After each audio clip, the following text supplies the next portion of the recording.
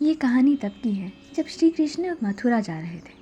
गोकुल वृंदावन में जब श्री कृष्ण 16 वर्ष के हुए, कंस के निमंत्रण पर अक्रूर उन्हें और बलराम को लेकर मथुरा आ गए। कंस से मिलने से पहले उन्हें कुछ दिन अतिथिशाला में ठहराया गया, जहां उन्होंने नगर भ्रमण का सोचा। वे दोनों भाई मथुरा की गलियों में भ्रमण करने लगे। वे जिधर भी निकल जाते, लोग उन्हें देखते ही रह जाते। नगर में पहले ही समाचार फैल चुका था कि ये दोनों भाई ही उन्हें कंस के अत्याचारों से मुक्त करवाएंगे। उसी नगर में एक कुबड़ी रहा करती थी। वैसे तो उसका नाम सैरंध्री था, किंतु कुबड़ी होने के कारण उसका नाम कुब्जा हो गया। वो देखने में अति सुंदर थी, किंतु उनकी शारीरिक विकलांगता के कारण सब उन्हें चिढ़ाते थे। इसी कारण उसने श्रृंगार करना बिल्कुल ही छोड़ दिया था, जिससे उसकी वेशभूषा अत्यंत विकृत हो गई थी। कुब्जा कंस की दासी थी, जो प्रतिदिन उसके लिए पुष्प और चंदन का उपटन लेकर राजमहल जाया करती थी। कंस को भी उसका सुगंधित उपटन बहुत प्रिय था और इसलिए वो भी उसका बहुत मान करता था। जब कृष्ण और बलराम मथुरा की गलियों में घूम रहे थे, तभी उन्होंने दंड के सहारे चली आ रही कुब्जा को देखा। उसे देखते ही श्री कृष्ण रुक गए और आती हुई कुब्जा का मार्ग रोक लिया। कुब्जा को लगा कि आज फिर यह किशोर उन्हें चिढ़ाने आया है, इसलिए वो बगल से निकलने का प्रयत्न करने लगी, किंतु श्री कृष्ण ने उन्हें जाने नहीं दिया। अंत में चिढ़कर उसने कहा, तुम लोग कौन हो और क्यों मेरा मार्ग अवरुद्ध कर रहे हो? जानते नहीं हो मैं महाराज कंस की सेविका हूँ और उनके लिए उपटन इत्यादि लेकर जा रही हूँ।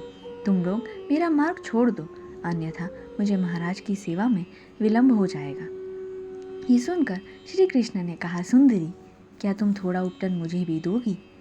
उनके ऐसा कहने पर कुब्जा को और अपमानजनक प्रतीत हुआ। आज तक लोग उन्हें केवल रूप का मजाक उड़ाते थे, किंतु आज अपने लिए सुंदरी संबोधन सुनकर वो और अपमानित महसूस करने लगी।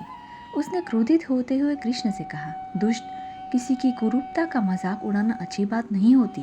मुझे पता है कि मैं कितनी कुरूप हूँ, अतः मुझे इस प्रकार अपमानित ना करे। इस पर श्री कृष्ण ने अति मृदु स्वर में कहा, हे सुंदरी, मैं तुम्हारा उपहास नहीं कर रहा हूँ।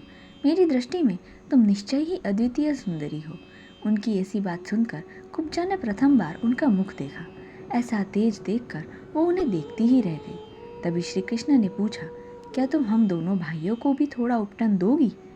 उनके सम्मोहन में जकड़ी कुब्जा विरोध नहीं कर सकी और उसने प्रथम बलराम को और फिर श्री कृष्ण को उपटन लगाया।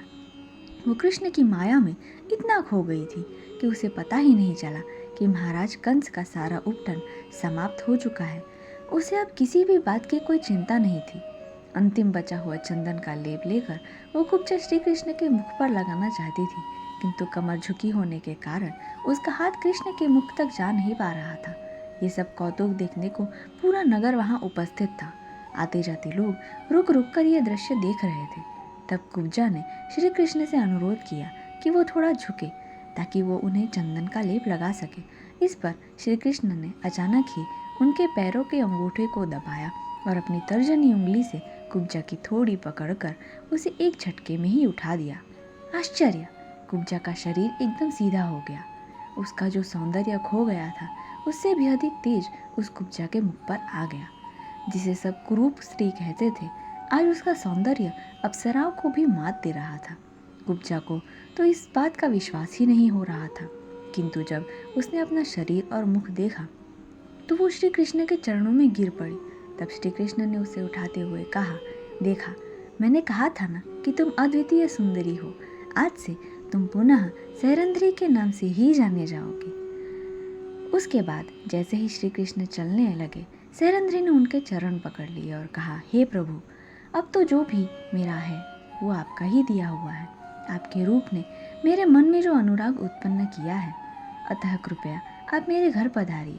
तब श्री कृष्ण ने कहा, सैरंध्री, इस समय तो मैं किसी विशेष कार्य से मथुरा आया हूँ, किंतु मैं तुम्हें वचन देता हूँ कि एक दिन पुनः तुम्हें अवश्य दर्शन दूंगा।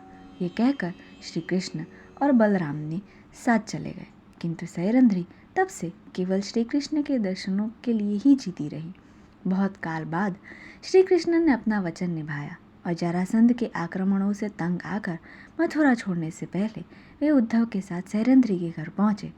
वहाँ उसके अनुरोध पर श्री कृष्ण ने उसे अपना प्रेम प्रदान किया और कुब्जा ने उनसे यह वरदान मांगा कि चिरकाल तक उनका ये प्रेम उसे ऐसे ही प्राप्त होता रहे। उसी के नाम से प्रभावित होकर श्री कृष्ण ने द्रौपदी को अज्ञातवास में ही सैरंध्री का नाम दिया था। दोस्तों, ऐसी ही नई कहानियों के लिए चैनल को लाइक और सब्सक्राइब ज़रूर करें। धन्यवाद।